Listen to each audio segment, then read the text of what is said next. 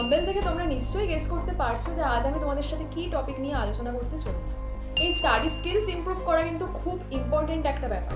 তুমি যদি in future পড়া নিয়েই এগোতে চাও, মানে টিচার হতে চাও বা প্রফেসর হতে চাও, তাহলে তোমার স্টাডি স্কিলস ইমপ্রুভ কিন্তু অবশ্যই তোমাকে এখন থেকেই করতে হবে। চলো তোমাদের একটা গল্পের মাধ্যমে আমি ব্যাপারটা বুঝিয়ে।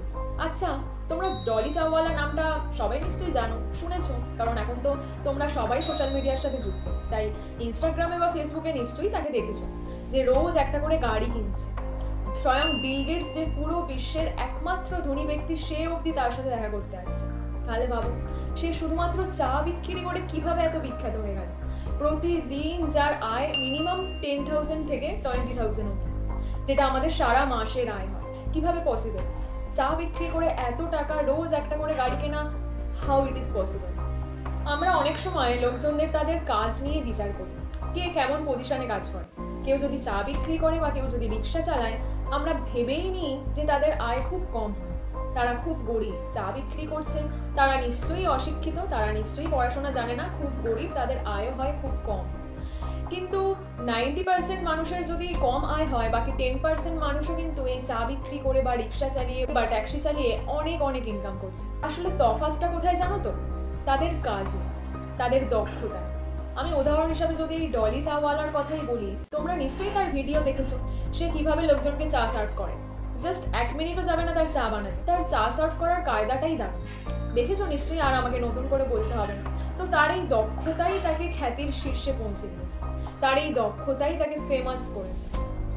এবার তাকে দেখে অনেকে বলে, দেখলি ও চা বিক্রি করে এত বড় লোক হয়ে গেল, আর তুই এত ডিগ্রি নিয়ে সেই ঘরেই বসে আছিস, কি লাভ হলো পড়ে?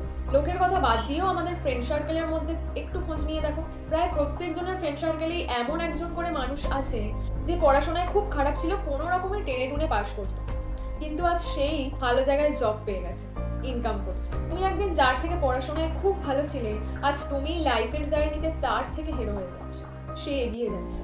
এটাকে ভাগ্যের দোষ না দিয়ে একবার ঠান্ডা মাথায় ভেবে দেখো তো, শুধু কি সে ভাগ্যের জন্যই আজ এত বড় জায়গায় কাজ করছে, নাকি এর পেছনে অন্য কোনো কারণ রয়েছে? সে নিশ্চয়ই এমন কিছু স্পেসিফিক কাজে দক্ষ রয়েছে যেটায় তুমি নেই।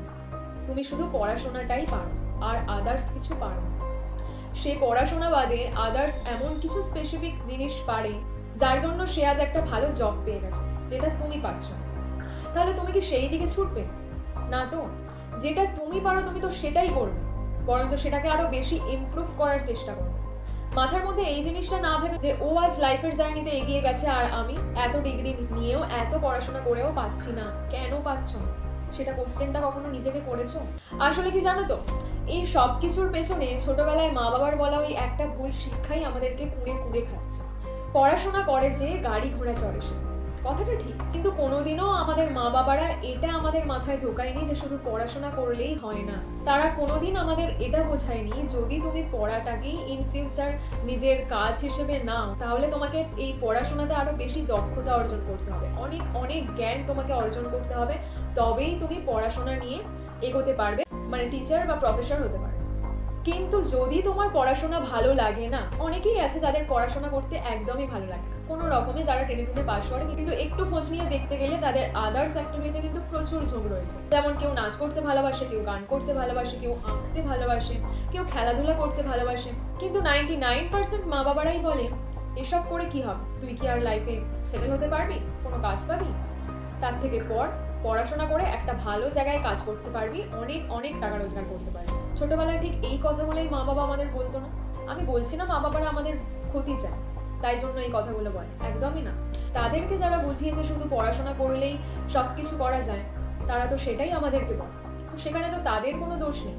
কিন্তু তুমি তো এই যুগের একটা মানুষ, এখন প্রচুর কাজের অফার রয়েছে যেগুলো আগেকার যুগে হতো না, তাই জন্যই মা বাবারা বলে, তাই জন্যই এই কবিতাটা চালু হয়েছে যে পড়াশোনা করে যে গাড়ি ঘোড়া চড়ে সে। এখন তো যুগ পাল্টেছে, সময় পাল্টেছে, তাহলে এখন এই কবিতাটার অর্থটাও বদলাবে, তাই না? তো যাই হোক, যারা আদার্স অ্যাক্টিভিটিতে ইমপ্রুভমেন্ট করো, মানে যেগুলো আমি বললাম, কেউ নাচ গান আঁকা খেলাধুলা, কোনো হাতের কাজ, তারা সেইগুলো নিয়েই ইন ফিউচার এগো, সেগুলোতে আরো বেশি করে নিজের জ্ঞান অর্জন করো, নিজের দক্ষতা দেখাও, তবেই তুমি ইন ফিউচার সেই অ্যাক্টিভিটিটা নিয়ে একটা জায়গায় পৌঁছতে পারবে, যেমন ডলি চাওয়ালা পারবে। এবার বলি, যারা পড়াশোনাকে খুব ভালোবাসো, যারা পড়াশোনা নিয়েই এগোতে চাও ইন ফিউচার, তারা কিভাবে এখন থেকেই নিজের স্টাডি ইমপ্রুভমেন্ট করবে, কিভাবে নিজের স্টাডি স্কিলটা বাড়াবে। তোমরা যে ক্লাসেই পড়ো না কেন, সেটা স্কুল হোক বা কলেজ হোক বা ইউনিভার্সিটি হোক, তুমি যদি নিজের স্টাডি স্কিলস আরও বেটার করতে চাও, তাহলে এই সংকীর্ণ সিলেবাসের মধ্যে আবদ্ধ না থেকে বিভিন্ন ধরনের বই পড়ো। বা তোমরা এখন সবাই সোশ্যাল মিডিয়ার সঙ্গে যুক্ত, তোমরা মাঝে মধ্যে দেখোই ফেসবুক বা ইনস্টাতে জেনারেল নলেজ বাড়ানোর যে বিভিন্ন গ্রুপ রয়েছে, তোমরা সেই গ্রুপগুলোতে জয়েন হও। বা প্লে স্টোরে এখন খেলার মতো এমন অনেক অ্যাপ বেরিয়েছে জেনারেল নলেজ বাড়ানোর, যেখানে তোমার বুদ্ধির যাচাই তুমি করতে পারবে। সেই অ্যাপগুলো তোমরা ডাউনলোড করে প্র্যাকটিস করো। তুমি যত জেনারেল নলেজ বাড়াতে পারবে, তত তোমারই সুবিধা হবে ইন ফিউচার। তুমি যদি টিচার হও, তাহলে তোমার স্টুডেন্টদের বোঝাতে, বা যখন তুমি পরীক্ষা দিতে যাবে, যখন তুমি চাকরির পরীক্ষা দিতে যাবে, টিচার হওয়ার বা প্রফেসর হওয়ার যখন তুমি পরীক্ষা দিতে যাবে, তখন তো অনেক জেনারেল নলেজ থেকে কোশ্চেন আসে। তো তখন যাতে তোমরা পারো, তোমাদের তখন যাতে আর এক্সট্রা করে জেনারেল নলেজ পড়তে না হয়, সেই ব্যবস্থাটা এখন থেকেই করো, যদি তুমি পড়াটাকে নিয়ে এগোতে চাও।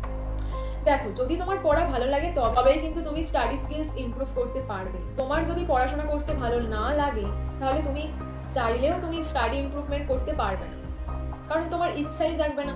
আমি যে বলছি ফেসবুক বা ইনস্টাতে এই জেনারেল নলেজের গ্রুপে জয়েন হতে, তোমার জানার যদি আগ্রহটুকুই না থাকে, তাহলে তুমি কিভাবে তোমার জ্ঞান বাড়বে? সম্ভব নয়। এই ফেসবুক বা ইনস্টার যে জেনারেল নলেজের বিভিন্ন গ্রুপ রয়েছে, এখানে কিন্তু অনেক অজানা তথ্য শেয়ার করে। যেই অজানা তথ্যগুলো তোমার কাছে নতুন লাগছে, সেগুলো ডায়েরিতে নোট ডাউন করে রাখো। প্রতিদিন একবার এক ঝলক করে সেটা দেখে নেবে, দেখবে তোমার অটোমেটিক মেমোরিতে সেটা সেট হয়ে গেছে। আর প্রচুর প্রচুর বই পড়ো, বিভিন্ন ধরনের বই পড়ো। শুধু গল্পের বই পড়লাম, শুধু ভূতের গল্পের বই পড়লাম, তাহলে কিন্তু কিচ্ছু হবে না।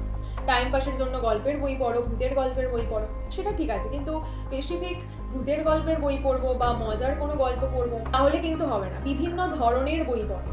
অনেক ধরনের এখন বাজারে বই বেরিয়ে গেছে, অনেক রূপকধর্মী গল্প বেরিয়েছে, যেগুলো খুব ইন্টারেস্টিং। তো সেগুলো পড়ো। যেই গল্পটা ধরো তোমার ইন্টারেস্ট লাগছে, সেই গল্পটা পড়ে নিয়ে সেটার কি মানে তুমি নিজে থেকে বুঝতে পারলে, সেটা একটা ডায়েরিতে নোট ডাউন করে রেখে দাও। এতে কি হবে, তোমাকে ইন ফিউচার যখন নোটস বানাতে হবে, তখন তোমার সুবিধা হবে। যে কোনো গল্পের বইতে দেখবে এক একটা লাইন থাকে, খুব সুন্দর লাগে পড়তে। আমি তো সেগুলো নোট ডাউন করে লিখে রাখি। পরে যদি তোমার ইচ্ছা করে আমি একটা গল্প লিখবো বা আমি একটা কবিতা লিখবো, তখন সেই লাইনগুলো তুমি অ্যাড করতে পারবে। তাই যদি তুমি পড়াশোনা নিয়েই এগোতে চাও, তাহলে এখন থেকেই মন দিয়ে পড়ো, অনেক অনেক জ্ঞান অর্জন করো। সিলেবাসে যা আছে তা তো পড়তে হবে, সেগুলো ইন ফিউচার কাজে লাগবে। আমি বলছি না সিলেবাসে যা আছে সেগুলো ইন ফিউচার কিছুই কাজে লাগবে, সেটা তো পড়তে হবে। তার সাথে সাথে এই সোশ্যাল মিডিয়ার বিভিন্ন জেনারেল নলেজের গ্রুপগুলোতে জয়েন হও, আর সেখান থেকে অজানা তথ্যগুলোকে নোট ডাউন করে ডায়েরিতে লিখে রাখো। যদি তুমি আমার এই কথাগুলো মনে করে পড়ো, তাহলে ইমপ্রুভমেন্ট করা কিন্তু খুব সহজ। নিজেকে প্রতিদিন একটু একটু করে ইমপ্রুভমেন্ট করো, তবেই তোমার আস্তে আস্তে স্টাডি স্কিলস কিন্তু ইমপ্রুভমেন্ট করবে। আর যদি ভিডিওটা ভালো লেগে থাকে, তাহলে একটা লাইক করে দিও।